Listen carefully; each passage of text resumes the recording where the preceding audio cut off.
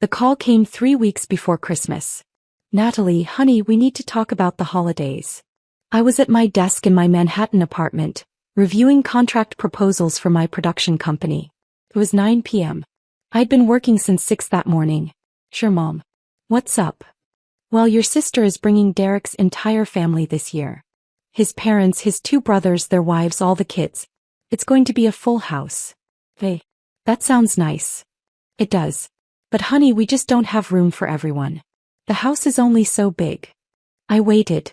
I knew where this was going. So we've decided to make it immediate family only this year. Just your father and me, Melissa and Derek's family since they're traveling from California. I'm immediate family, Mom. Of course you are, sweetheart. But you understand what I mean. Melissa's married now. Derek's family is part of our family. And you're still single. You don't have anyone to bring. It would just be awkward for you. I set down my pen. Looked out at the New York skyline. The city was already decorated for Christmas. Lights everywhere. Joy and celebration. So I'm not invited to Christmas. Don't say it like that. You're always invited. We just think it might be better if you came for New Year's instead. After everyone leaves. We can have a nice quiet dinner. Just the 3 of us. Christmas is family only this year, I repeated slowly. You understand. Exactly. I knew you'd get it. You're always so understanding, Natalie. That's why we love you. I said, of course, and hung up. Then I sat there in my apartment, alone, looking at the city lights and feeling something cold settle in my chest. This wasn't the first time. It was just the most obvious. I'd always been the spare daughter. The one who didn't quite fit. Melissa was 3 years older, married to a successful orthodontist, living in our hometown in Connecticut with plans for babies and PTA meetings. Me. I was 31, unmarried, living in New York, working in an industry my parents didn't understand. You work in television? Dad would say, making it sound vaguely shameful. Like I'd told him I worked at a strip club. Film and television production. I'd correct. I run a production company. Oh, that's nice, honey. Melissa just got promoted to senior accountant. Every conversation, every phone call, every family gathering. Melissa's accomplishments. Melissa's husband. Melissa's perfect life. And me, the perpetual disappointment. What they didn't know was that my little production company had just closed a deal with a major streaming platform for 3 original series. What they didn't know was that I'd been nominated for 2 Emmy Awards. What they didn't know was that my company was valued at $87 million and I personally was worth about $34 million. They didn't know because they'd never asked. I spent Christmas alone in my apartment. I'd thought about going somewhere, taking a trip. But something made me stay. Made me sit in my apartment on Christmas Eve, eating takeout pad thai and watching old movies. My phone was silent all day. No call from my parents. No text from Melissa.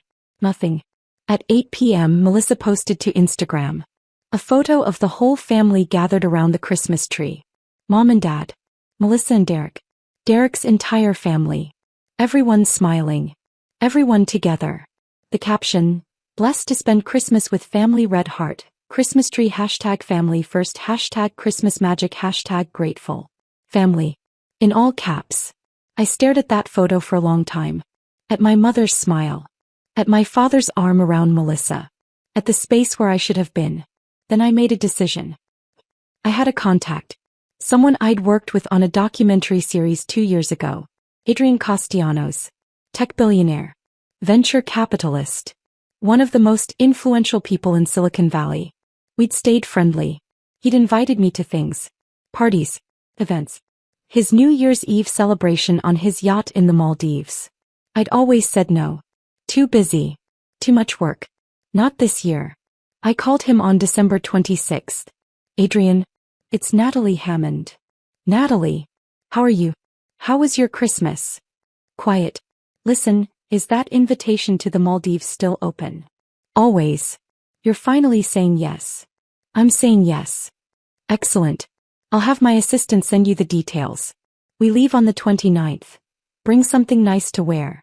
We're celebrating properly this year. The yacht was called Serenity. It was 180 feet of pure luxury. 5 decks. 12 guest suites. A full crew. A helicopter pad. I arrived with one suitcase and a lot of questions about what I was doing. Adrian greeted me on the dock. He was 52, silver-haired, handsome in that distinguished older man way. Worth approximately $4.7 billion according to Forbes. Natalie. You made it. He hugged me. Welcome aboard. Come on, let me show you your suite. The yacht was filled with people. Tech executives. Entrepreneurs. A movie star I recognized. Famous chef. All of them celebrating New Year's Eve in the middle of the Indian Ocean. It was surreal. Beautiful. Like stepping into a different world. This is incredible, I told Adrian as we stood on the deck that evening watching the sunset. It is. But it's better with good company. He smiled at me. I'm glad you came. Me too. You know, I've been following your work. That series you produced about climate scientists? Brilliant. You should have won the Emmy. I blinked. You watched that. Of course. I watch everything you make. You're one of the most talented producers in the industry right now. I keep telling people to invest in your company before you get too big.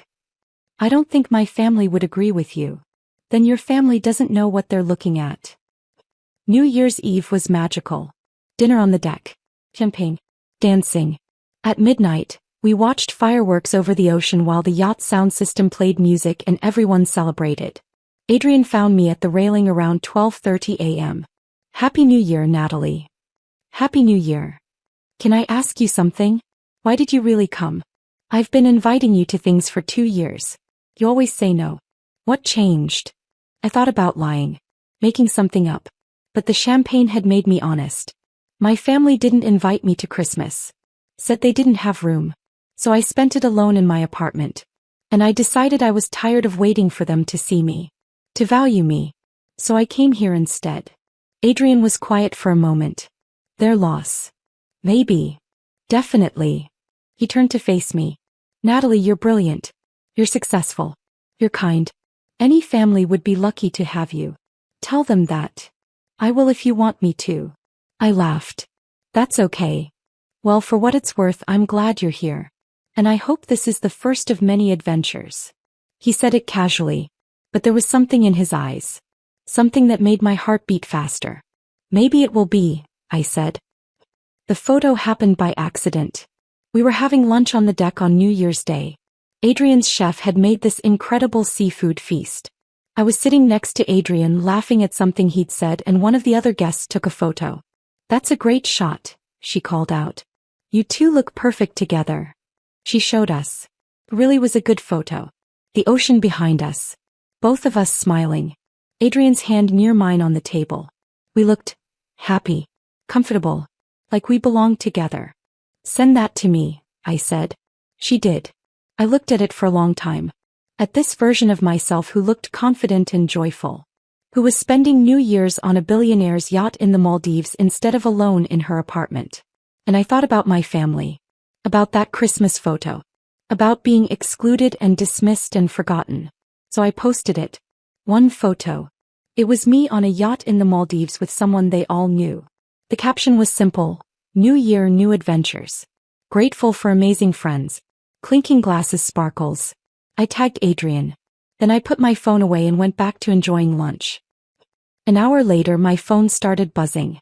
And buzzing. And buzzing. I pulled it out. 53 notifications. And counting. My phone exploded with calls. I opened Instagram. The photo had 847 likes. 93 comments. And counting. But it wasn't random followers commenting. It was people from home. High school friends. College acquaintances. My parents' friends. Susan M. 1967 *, is that Adrian Castellanos? The Adrian Castellanos? Jenny from *, Natalie. How do you know him? Tom Henderson *, wow. His wow. Living the dream. And then, my family. Melissa * Nat, call me right now. Mom * Natalie Marie Hammond, you call your mother this instant. Dad * is this real? Call us. The missed calls started. Melissa. Dad. Melissa again. Mom again. A number I didn't recognize. Probably Derek. I watched them pile up. Then I turned off my phone and went back to the party. Because the person sitting next to me was I didn't call them back for 3 days. 3 glorious days of sailing around the Maldives. Swimming in crystal clear water. Having deep conversations with Adrian about business and art and life. Attending a private concert on the yacht. Watching Adrian pilot his helicopter to a private island for lunch. It was like living in a dream. On the 3rd day, Adrian and I were having breakfast on the deck. Just the 2 of us. Most of the other guests had left. Your phone has been remarkably quiet, he observed. I turned it off. Running from something? More like running towards something. This piece. Being valued. What happens when you turn it back on? My family will be calling. They saw the photo. They know who you are. Ah. He smiled. And they suddenly care about you? Exactly. Are you going to answer? I thought about it. Eventually. But not yet. I'm not ready. Good. Make them wait. Make them wonder. You're worth that. I turned my phone back on that evening. 127 missed calls. 89 text messages. 47 Instagram DMs. I scrolled through the messages. Melissa *, Natalie, where are you? Melissa *, why aren't you answering? Melissa *, is that really Adrian Castellanos? Melissa *, how do you know him? Melissa *, people are asking me questions and I don't know what to say. Melissa *, is freaking out. Melissa *, call me. Mom *, Natalie, please call us. Mom *, we're very confused. Mom *, Mrs. Henderson saw your photo and called me. Mom *, she said you're with Adrian Castellanos. Mom *, is this for work? Mom *, please explain what's happening. Mom *, your father and I are very concerned. Mom *, why would you post something like this without telling us? Dad *, Natalie, this is your father. Dad *, please call. Dad *, we need to understand what's going on. Dad *, is this man your boyfriend? Dad *, why didn't you tell us you knew him? Dad *, this is very confusing for us. I read through them all. Then I typed a single message to the family group chat. Me *, hi. I'm fine. Having a wonderful time. We'll call when I'm back in New York. Don't worry about me. The responses were immediate. Melissa *, when are you back? Mom *, Natalie, we need to talk now. Dad *, this is not acceptable, young lady. I turned off my phone again. I stayed in the Maldives for another week. Adrian had to return to California, but he invited me to stay on the yacht with a few other guests. Use it as long as you want, he said before he left. You deserve a vacation. And Natalie? I meant what I said. About investing in your company. About working together. About everything. Everything. I like you. A lot. I have for a while. But I know you've been dealing with family stuff. I don't want to complicate things. So I'm just putting it out there. When you're ready, if you're interested, I'd like to take you to dinner. A real date. Not a work thing. My heart did something complicated in my chest. I'd like that. Good. He smiled. Call me when you're back in New York. We'll figure it out. He left. And I spent another week in paradise, thinking about my life and my family and what I wanted my future to look like. I flew back to New York on January 15th.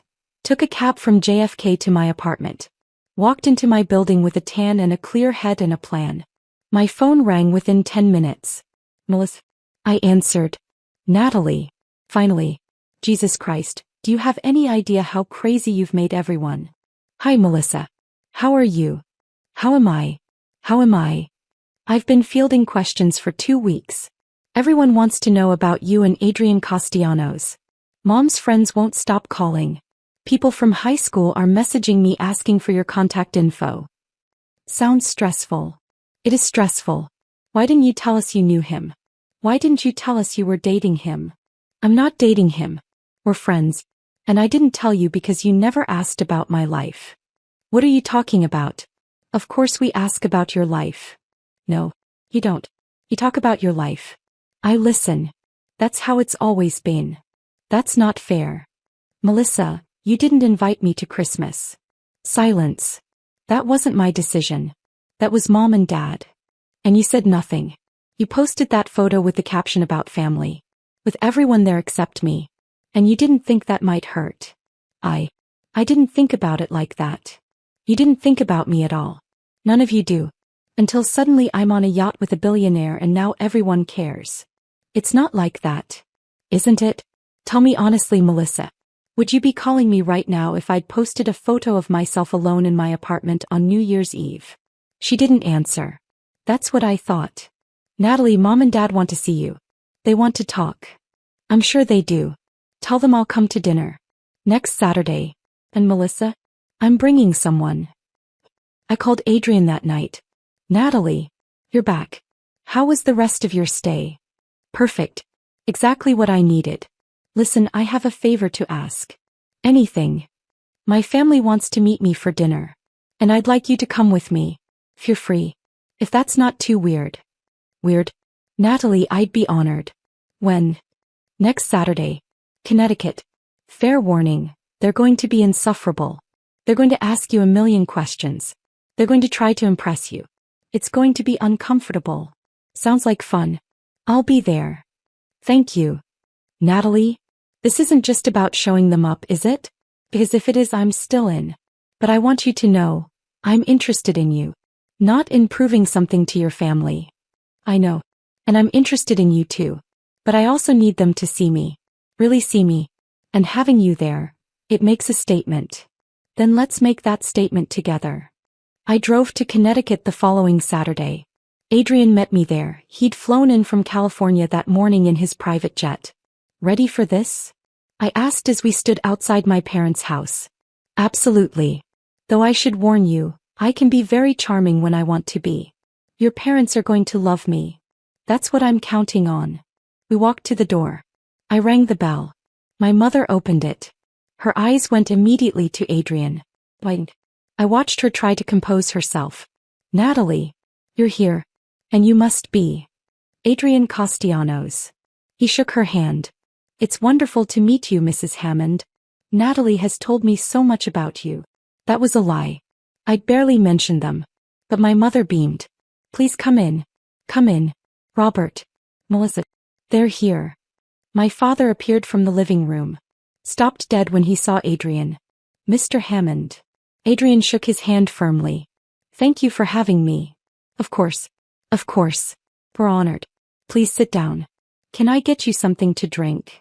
I'd never seen my father like this. Nervous. Eager to please. It was surreal. Melissa came down the stairs with Derek. She'd clearly spent hours getting ready. Full makeup. Designer dress. Hair perfect. Natalie. He hugged me. Then turned immediately to Adrian. And you must be Adrian. We're so excited to meet you. We sat down in the living room.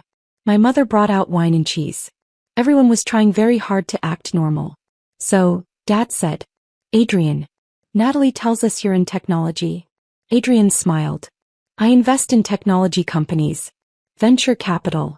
I also founded a few companies myself back in the day. He's being modest, I said. He founded TechCore. Sold it to Microsoft for $2.3 billion. Now he runs one of the most successful VC firms in Silicon Valley. My mother's wine glass paused halfway to her mouth. $2.3 billion, she repeated faintly. It was a good exit, Adrian said modestly. But I'm more interested in helping other entrepreneurs now. Finding the next generation of innovators. People like Natalie. All eyes turned to me. Natalie, Melissa said. What does he mean? I've been trying to convince Natalie to let me invest in her production company, Adrian explained. She's doing remarkable work. That documentary series about climate change? Brilliant. Award-worthy. I told her she should have won the Emmy.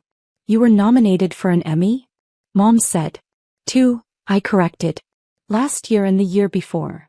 You never told us that, Dad said. I did. You were talking about Melissa's promotion. You didn't hear me. Uncomfortable silence. Well, Mom said brightly. We're so proud of you, sweetie. Are you? Because you didn't invite me to Christmas. The room went very quiet. Natalie, Melissa said. Let's not do this now. Why not? You wanted to meet Adrian. You wanted to know about my life. This is my life. This is what you did. We explained that, Mom said. We didn't have room. You had room. You chose not to make room for me. Because I'm single. Because I don't fit your idea of what success looks like. Because Melissa's life is more important than mine. That's not true, Dad said weakly. Isn't it? Tell me one thing about my work. One series I've produced. One award I've won. One thing about my life that you actually know. They all looked at each other. No one answered. Adrian reached over and took my hand. Your family doesn't know that you run one of the most respected independent production companies in New York. They don't know that you've produced content for Netflix, HBO and Amazon. They don't know that you've been featured in Variety, Hollywood Reporter and Forbes. They don't know that you're valued at $34 million and your company is about to close a deal that will triple that.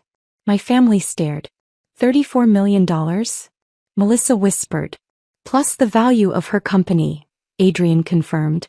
Natalie is extraordinarily successful. I've been following her career for years. I invest in brilliant people and she's one of the most brilliant I've ever met. We didn't know, Mom said. Her voice was small. Natalie, why didn't you tell us? I tried. For years. You never listened. You were too busy celebrating Melissa. Too busy dismissing what I did. So I stopped trying. But we're your family, Dad said. Are you? Because family shows up. Family makes room. Family cares about your life even when it's different from theirs. We do care. You called me 2 weeks ago for the first time in 6 months.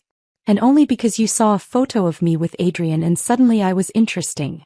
My mother was crying. Natalie, I'm so sorry. We're so sorry. We didn't realize. That I was worth your time? That I'd accomplished something? That I mattered? That we'd hurt you, she said. That we'd made you feel invisible. We were so focused on Melissa's conventional success that we couldn't see yours. I looked at her. At the tears. At the genuine regret on her face. I spent Christmas alone, I said quietly. In my apartment. Eating takeout. While you were all together. And I realized something. I don't need your approval anymore. I don't need you to see me.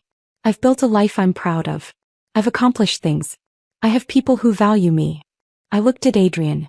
He squeezed my hand. But, I continued. I'd like to have a relationship with you. A real one. Where you actually know me. Where we're actually family. But that's going to require effort from you. Real effort. We'll do it, Dad said immediately. Whatever it takes. Will you?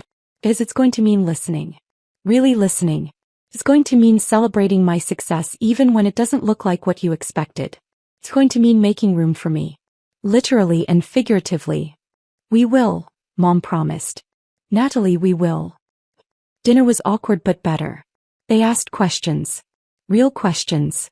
About my work. My company. My plans. Adrian told stories about working with me. About how impressed he was by my vision. My ethics. My talent. And slowly I watched my family start to see me. The real me. Not the disappointing daughter. Not the single one. Not the spare. Just me. After dinner, Adrian and I stood outside by his car. That went well, he said. All things considered. Thank you for coming. For backing me up. Always. Though I should tell you, everything I said in there was true. I am trying to invest in your company. And I do think you're brilliant. I know. And Natalie? I meant what I said about that date. I'd really like to take you out. When you're ready. No pressure. But I like you. A lot. I looked at him. This man who'd seen me when my own family couldn't. Who'd valued me. Who'd stood beside me and made me feel strong. I like you too, I said. And I'm ready. For that date. For whatever comes next. He smiled. Leaned down. Kissed me softly. Good, he said.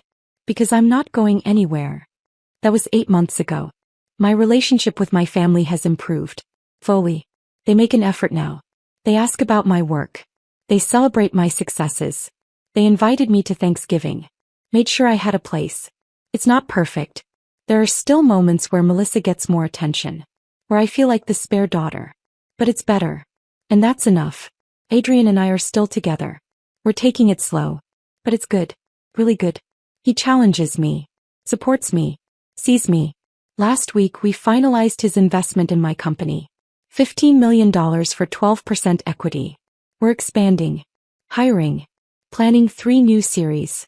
My parents threw a celebration dinner. Invited the whole family. Spent the entire evening talking about my success. My achievements. Melissa pulled me aside at one point. I'm sorry, she said. For everything. For taking you for granted. For not standing up for you. I know. Thank you. You and Adrian seem really happy. We are. I'm glad. You deserve it. He hugged me. And for the first time in years it felt real. On New Year's Eve, Adrian took me back to the Maldives. Back to the yacht. Just the two of us this time. We stood on the deck at midnight watching fireworks over the ocean. You know, he said. A year ago you were alone in your apartment. Look at you now. Look at us now, I corrected. Us. I like that. He pulled me closer. Happy New Year, Natalie. Happy New Year. Here's to the year we finally got it right. Both of us. We kissed as the fireworks exploded overhead. And I thought about that Christmas. About being excluded. About feeling invisible. About how sometimes the worst moments lead to the best changes. I'd spent Christmas alone. But I'd found myself. My worth. My voice. And I'd found someone who'd seen me all along.